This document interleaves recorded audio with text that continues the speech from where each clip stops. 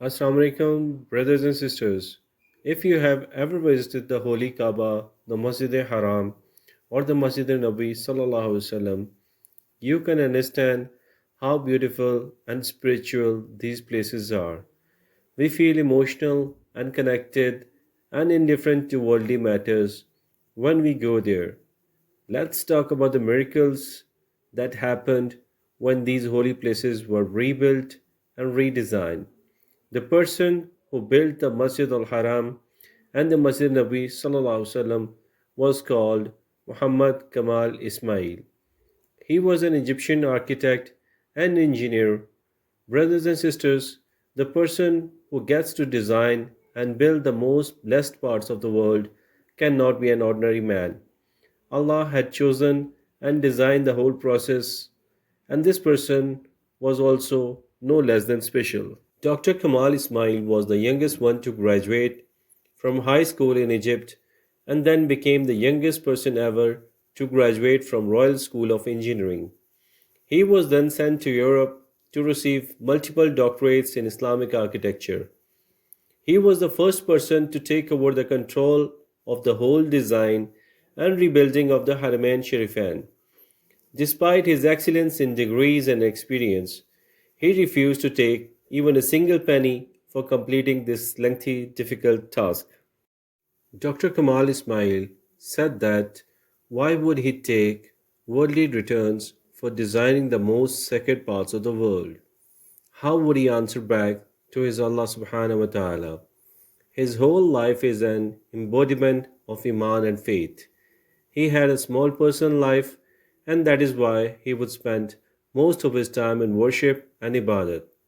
No doubt, Allah had chosen this person. He was over the age of 80 when he signed the contract of designing and rebuilding the Haram and Masjid E Nabwi sallallahu alaihi wasallam. After that, he spent his years working for the sacred places without any media coverage and spotlight. Not just the architect, but the design and the build of the Haram and the Masjid Nabi Sallallahu are miracles in their own nature. The building material used here is the rarest in the world. If you have been lucky enough to visit these blessed holy places, you will know that despite the scorching heat of Saudi Arabia, the floor of the Haramain Sharifain is cool to touch.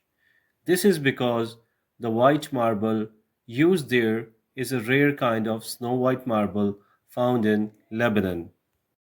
Dr. Kamal went to Greece and bought that rare mountain where this marble was found. It is known for its extraordinary shine and white color and thermal properties. It gets rid of the heat in the air and feels cool to touch on the surface.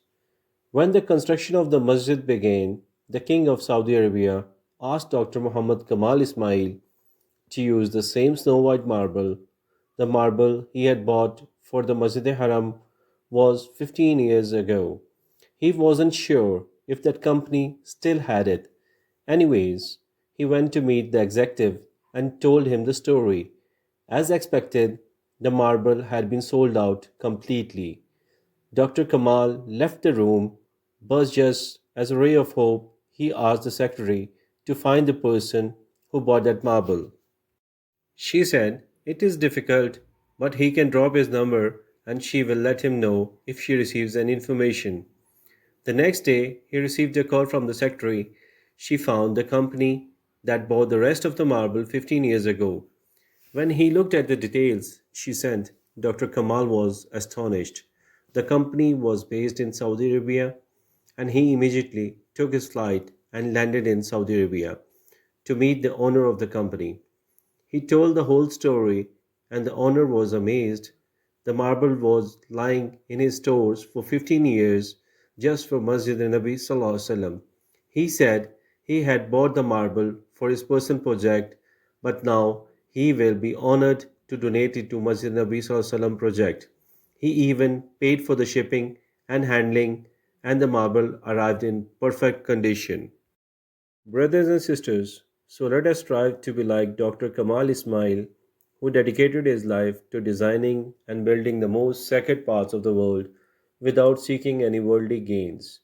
In conclusion, we should cherish and appreciate the miracles and blessings that we witness when we visit the holy places like Kaaba, the Masjid E Haram, and the Masjid Nabi sallallahu alaihi wasallam.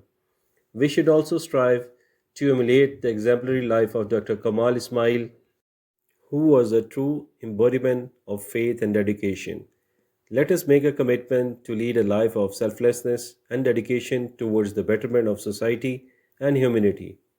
Thank you for listening and I urge you to like, share, and subscribe to this channel for more inspiring content like this. May Allah bless us all.